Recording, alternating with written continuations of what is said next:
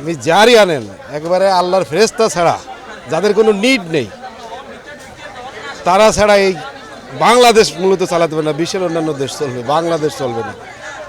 যার একদম কোনো নিড নেই, যার খাওয়া পড়া সব কিছু সৃষ্টিকর্তা গড দেয়, এছাড়া এই দেশে আর কেউ ডক্টর ইউনুসকে মহা ইউনুস হলেও এই দেশ চলবে না। এটাই সত্য। কারণ আপনারা আমার কথাই বলেন, আমি আপনিও খালি বেনিফিটটা বেশি খুঁজি। জীবন তো ক্ষণেকের, বেশি দিন বাঁচবো না।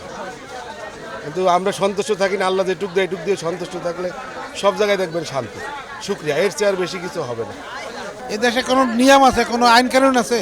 দেখেন তো আইন ইমপ্লিমেন্ট হয়, আইন হয় তার জন্য, গরিব মানুষের দুর্বলের জন্য আইন আছে, কোনো একটা শয়তানের জন্য আইন নেই এই দেশে। 50-60 টাকা হওয়ার কথা ম্যাক্সিমাম, সেখানে 100 টাকা 80 টাকা বিক্রি করে। শুধু কাঁচা সবজি যেটা সিজনাল, এটার কিছুটা চেঞ্জ দেখা যায়। আল্লাহ জানে, আল্লাহ চালাবে, এছাড়া তো কোনো উপায় নাই। যে যা করার করেই যাইতেছে। আপনি দেখেন তো অলরেডি চাঁদাবাজির যে ঘটনাটা, খালি জাস্ট স্থান পরিবর্তন হয়েছে। আগে যারা করতো তারা নাই, আরেকজন এটা দখল করে চাঁদাবাজি চলতেছে। আপনি বোঝেন যে চাঁদাবাজি হইতেছে, এই জিজ্ঞেস করেন ওর কাছে, ও টাকা দেয় কিনা চাঁদা। কিন্তু শুধু পরিবর্তন হয়েছে, মানুষ আর কিছু না। সরকারের মনিটরিংয়ের অভাব, যারা উপদেষ্টা পরিষদে আছে ওনারা শুধু আমার মনে হচ্ছে গপ্প করে, গালগল্প করে কাটাচ্ছে, কিন্তু এটা সক্রিয়ভাবে কোনো ভূমিকা নিচ্ছে না। আজকে আমরা ভুক্তভোগী হচ্ছে। আশান্বিত অনুসারে আপনার এই সিজনে আলু বা টমেটো, সিম এগুলি আরও কম থাকার কথা। যেটা আলু আজকে নতুনটা কিনলাম সেটা হচ্ছে আপনার 90 টাকা কেজি, একদম নতুন আলু যেটা। আর পুরাতন যেটা এটা 75-70।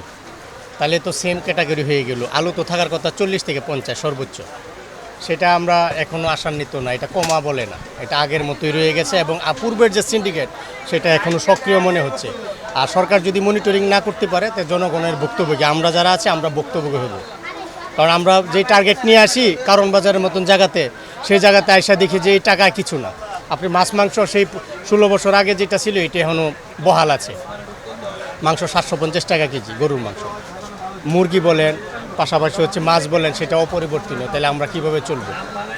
এখন আমার মনে হয় আপনারা যারা মিডিয়া কর্মী আছে, সত্যটা প্রকাশ করলে, সরকার যদি সুষ্ঠুভাবে মনিটরিং করে, আমাদের বিশ্বাস যে আমরা আর ভুক্তভোগী হব না, হতেও চাই না।